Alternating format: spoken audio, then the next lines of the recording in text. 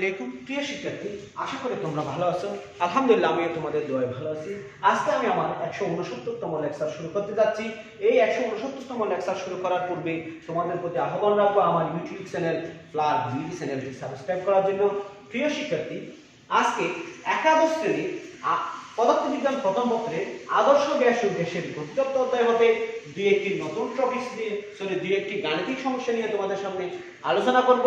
দেখো, প্রথম গাণিতিক সমস্যাটা, প্রমাণ তাপমাত্রা ও চাপে অক্সিজেন গ্যাস অণুর গড় মুক্ত পথ 9.2 × 10⁻8 মিটার হলে একটি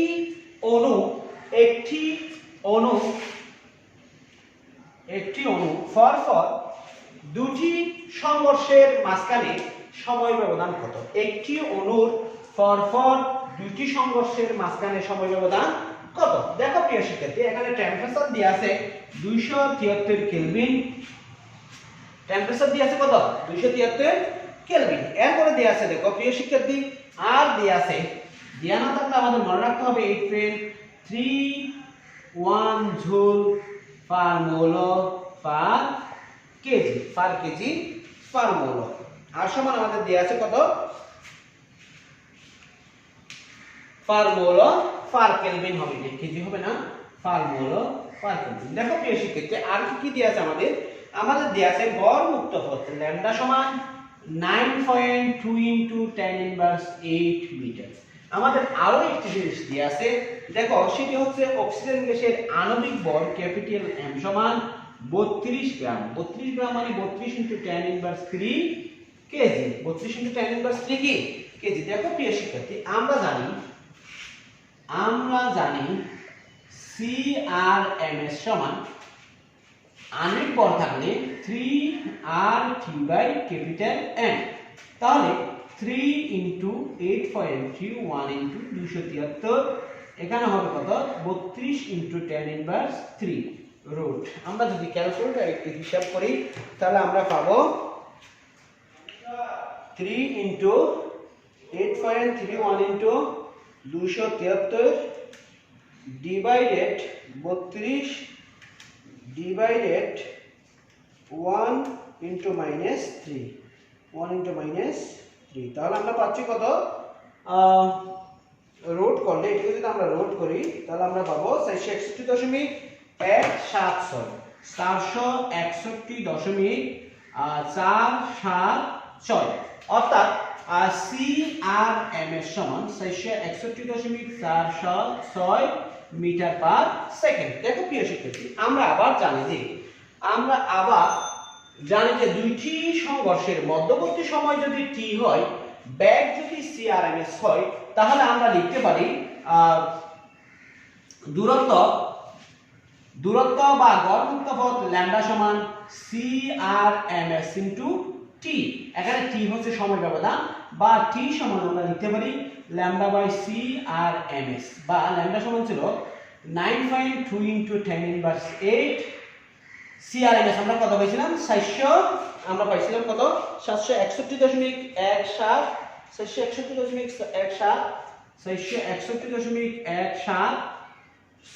দেখো প্রিয় শিক্ষার্থী, তাহলে আমরা একটু হিসাব করে দেখি। 9.2 × -8 ডিভাইডেড 461.176, তাহলে আমরা পাচ্ছি কত? 1.994 × 10⁻10 সেকেন্ড।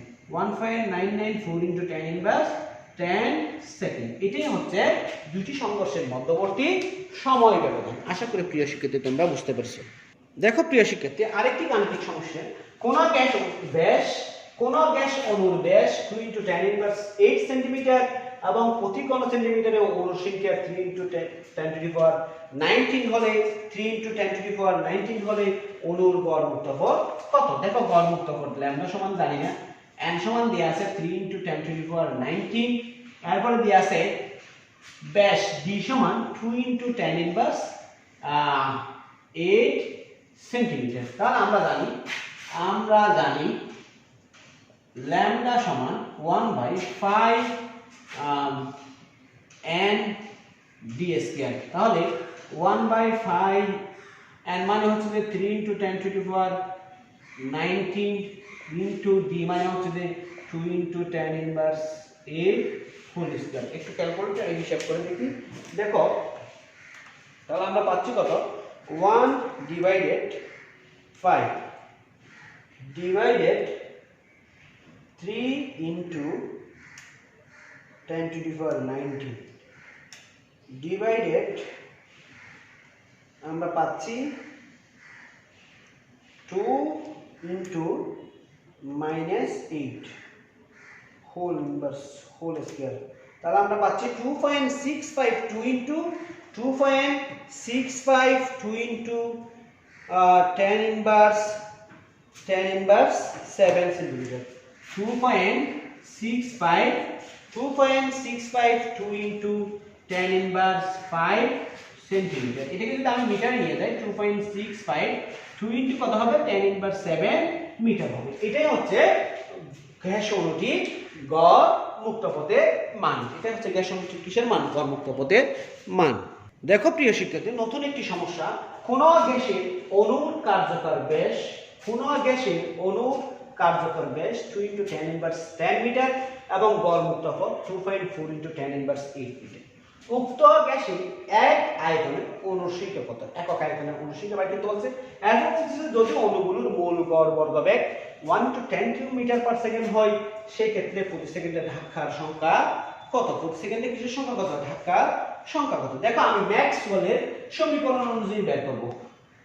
আমরা চাইলে ক্লসিয়াসের সমীকরণ অনুযায়ীও কি করতে পারি? বের করতে পারি, কোনো সমস্যা নেই। ম্যাক্সওয়েলের সূত্র মতে ল্যামডা সমান 1/√2 1/5 n square d, sorry 5 d square n, 5 d square n বা 5n d স্কয়ার। দেখো প্রিয় শিক্ষার্থী, এখানে কি কি দিয়ে আছে? d সমান দিয়ে আছে 2 ইনটু 10 ইনভার্স 10 মিটার, n সমান দিয়ে আছে, সরি ল্যামডা সমান দিয়ে আছে 2.4 into 10 to the power 10 inverse 8 metre. Lambda সমান দিয়ে আছে 2.4 ইনটু 10 ইনভার্স কি মিটার?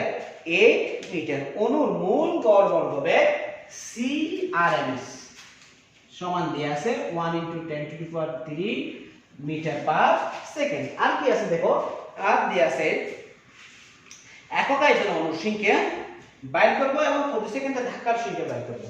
একক আয়তনে অণুর সংখ্যা যদি ক্যাপিটাল N হয়, ক্যাপিটাল N সমান 1, আর প্রতি সেকেন্ডে ধাক্কা, প্রতি সেকেন্ডে ধাক্কার সংখ্যা ল্যামডা বাই সি সমান হোয়াট? ল্যামডা বাই সি সমান কি? সরি সেই সি বাই ল্যামডা সমান হোয়াট?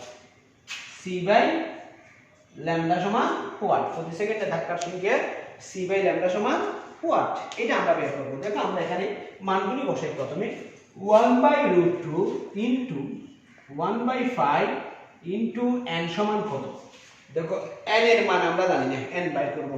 তাহলে n d মানে হচ্ছে যে 2 ইনটু 10 ইনভার্স 8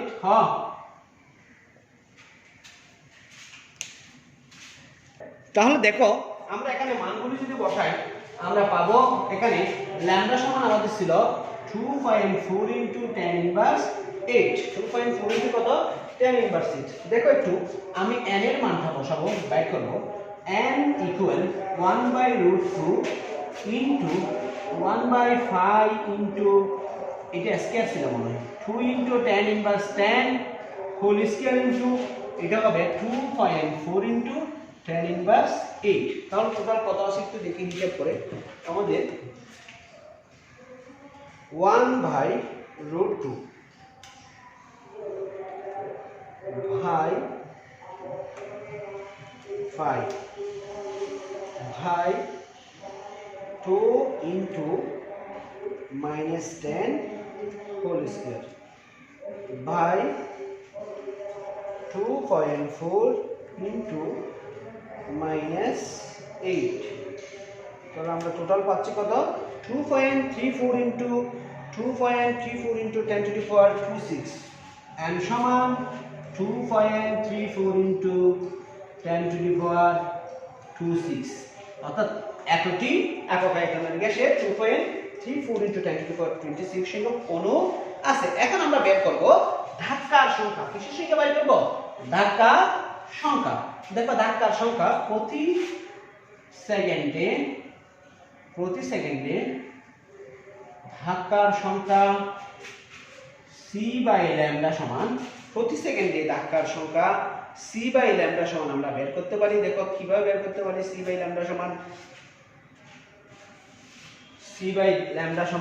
c সমান ছিল c সমান কোথায় ছিল?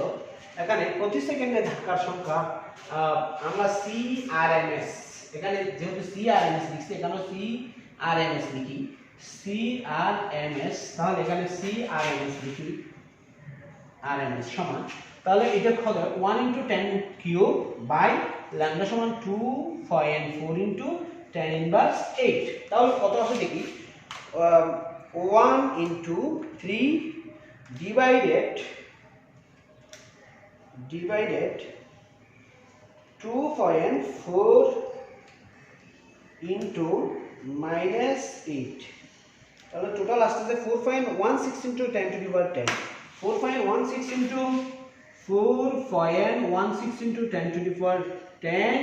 10⁻10 পার সেকেন্ড, অর্থাৎ পার সেকেন্ডে 4.16 × 10⁻10 সংখ্যক ধাক্কা সংঘটিত হবে। আশা করি প্রিয় শিক্ষার্থী তোমরা বুঝতে পেরেছো।